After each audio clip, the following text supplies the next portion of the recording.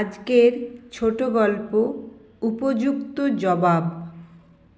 Dinner টেবিলে বসে খাবারের থালার দিকে তাকিয়ে বিরক্তিতে কপাল কুঁচকে ফেলল সম্রাট। এটা কি পদার্থ রেঁধেছ তিথি? বাড়িতে করো তো একবেলা রান্না, তাও মন দিয়ে করতে পারো না। সকালে তো চামড়ার মতো টোস্ট আর ডিম সেদ্ধ চিবিয়ে অফিসে যায়, বাড়িতে খাই তো শুধু রাতে। তাও এই পদার্থ গলা দিয়ে নামাতে হবে? কিসের তরকারি এটা? আলু পটলের, মৃদু গলায় জবাব দেয় তিথি। আলু পটলের তরকারি? এত কালো? ওই জন্যই মা যতদিন বেঁচে ছিলেন বলেছিলাম মায়ের সাথে থেকে রান্নাটা ভালো করে শিখে নাও। তখন তো বিদ্যেধরী হয়ে MA পাশের পড়া মুখস্থ করতেই ব্যস্ত ছিল। কি কাজে লেগেছে ওই ডিগ্রি? ছেলেকে পড়ানোর জন্যও তো টিউটর লাগে। জীবনটা আমার জাহান্নাম হয়ে গেল। ক্রোধে থালাটা ঠেলে দিয়ে টেবিল থেকে উঠে যায় সম্রাট। পাশের চেয়ারে বসে ওদের ছেলে তীর্থ চুপচাপ খাচ্ছিল।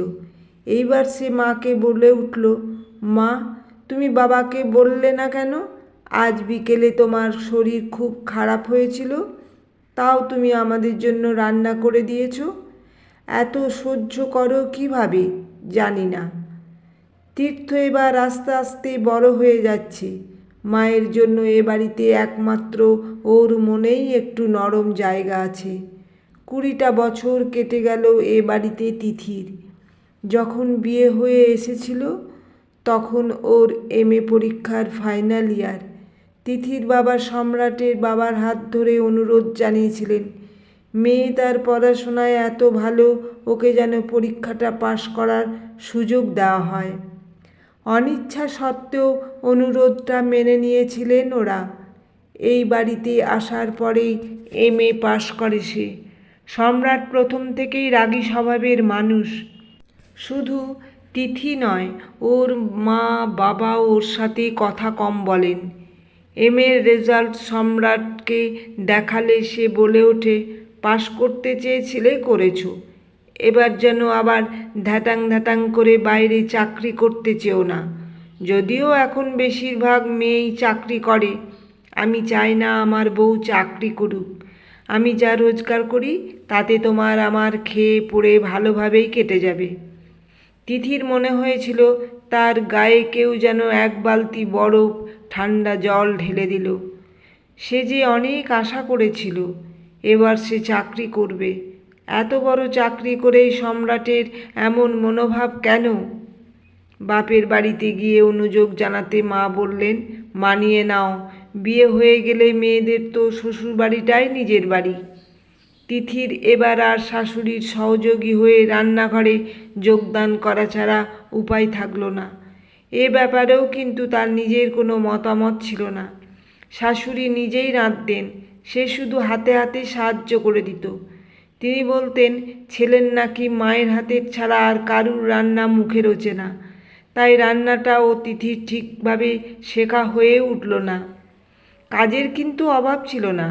রান্না বাদে বাড়ির আর সব কাজই তাকে সামলাতে হতো, এমনকি অসুস্থ শ্বশুরের দেখাশোনা পর্যন্ত। তবে তার বিয়ের বছর কয়েকের মধ্যেই তারা দুজনেই গত হলেন। এর মধ্যে তীর্থ এই সংসারে এসে গেছে। এত কাজের মধ্যে ওইটুকু যেন তার নিঃশ্বাস নেওয়ার জায়গা হয়ে দাঁড়ালো। ছেলের সাথেই এবার তার কাজের ফাঁকে সময়টুকু কাটতে লাগলো। তীর্থ যখন 3 বছরে, সে তার বাড়ি থেকে কিছুটা দূরেই একটা কিন্ডারগার্টেন স্কুলেই ভর্তি হলো। রোজ তাকে স্কুলে দিয়ে 2.5 ঘন্টার জন্য তিথিকে অন্য মায়েদের সাথে স্কুলের আশেপাশে কোথাও একটা অপেক্ষা করতে হতো।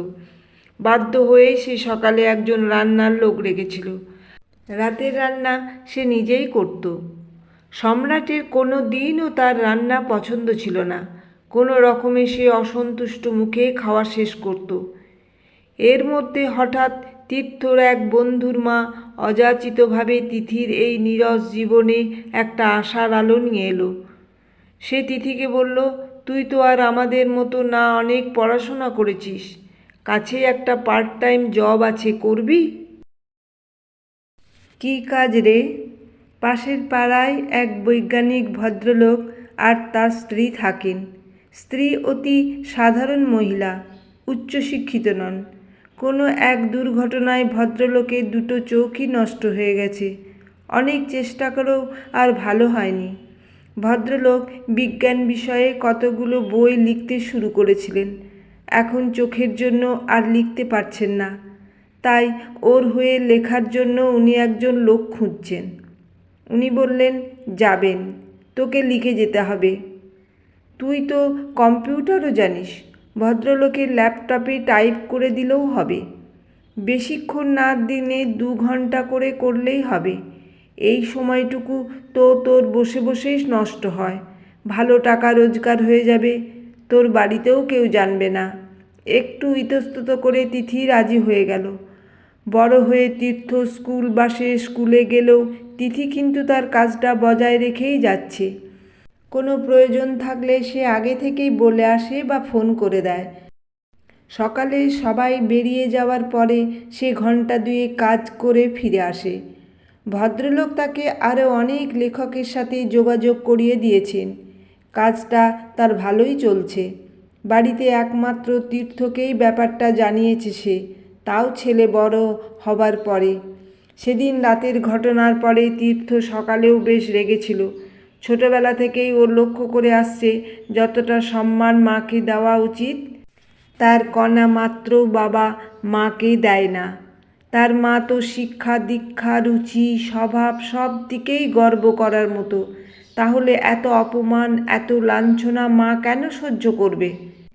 বাবাকে একটা উপযুক্ত জবাব দেওয়ার জন্য ও সুযোগের অপেক্ষায় থাকলো। বাড়ির ফ্রিজটা বেশ কিছুদিন আগে থেকেই গণ্ডগোল করছে। সম্রাটকে বলা সত্ত্বেও ও একটা নতুন ফ্রিজ কিছুতেই বুক করছে না। তিথি এখন যা রোজগার করে তাতে অনায়াসেই ও একটা ফ্রিজ কিনে ফেলতে পারে, কিন্তু সম্রাটের ভয়ে সাহস করে উঠতে পারছিল না। দিন 2 পরে সম্রাট অফিসে বেরিয়ে যাওয়ার পরে তীর্থ মাকে বলল, চলো মা, ফ্রিজ বুক করে আসি। তিথি ভয় পাচ্ছিল, তীর্থ এতে রেগে গেল। মা ছেলে বেরিয়ে ফ্রিজ বুক করে এলো।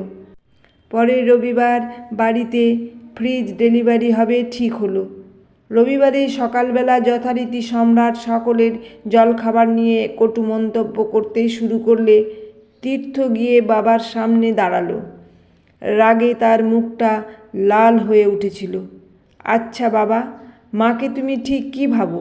বাড়ির রাঁধুনি? মায়ের এত পড়াশোনার কোনো মূল্যই তো তোমার কাছে নেই।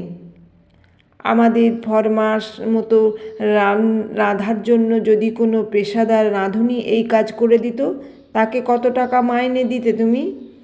আর তার সাথে ঠিক এইভাবে কথা বলতে পারতে তো? মা যদি অফিসে চাকরি করত, কত টাকা মাইনে পেত? মাকে তো তুমি ঘরে আটকে রেখেছ। অফিসে কাজ করলে কাজের মূল্য পাওয়া যায়, বাড়িতে এত কাজের কি কোনো দাম নেই? মা তো একদিনও ছুটি পায় না। আর মাকে কিন্তু এত অসহায় ভেবো না। আজ তোমাকে জানিয়ে রাখি, মা অফিসে চাকরি না করলেও একটা সম্মানজনক কাজ করে, সংসারটা সামলেই করে। মা যাদের সাথে কাজ করে তারা উচ্চশিক্ষিত, শিক্ষার দাম দিতে জানেন। এর মধ্যে কলিং বেল বেজে উঠল। দোকান থেকে ফ্রিজ ডেলিভারি দিতে এসেছে। অবাক বিস্ময়ে সম্রাট তার স্বভাবসিদ্ধ রাগ চেপে রেখে জিজ্ঞাসা করল, আমাকে জিজ্ঞাসা না করে ফ্রিজ কে বুক করেছে? টাকা দেবে কে? কেন মা? মাকে একটু বুঝতে শেখো বাবা। সংসারের প্রয়োজনে এখন শুধু তুমি না, মাও খরচ করতে পারে। দুজনে মিলেই একটা খুশির সংসার গড়ে তোলো না বাবা। মাও তার অক্লান্ত পরিশ্রমের একটু মূল্য পাক। নির্বাক হয়ে সম্রাট শুধু ছেলের দীপ্ত মুখখানার দিকে তাকিয়ে থাকল। ও কবে এত বড় হয়ে গেল?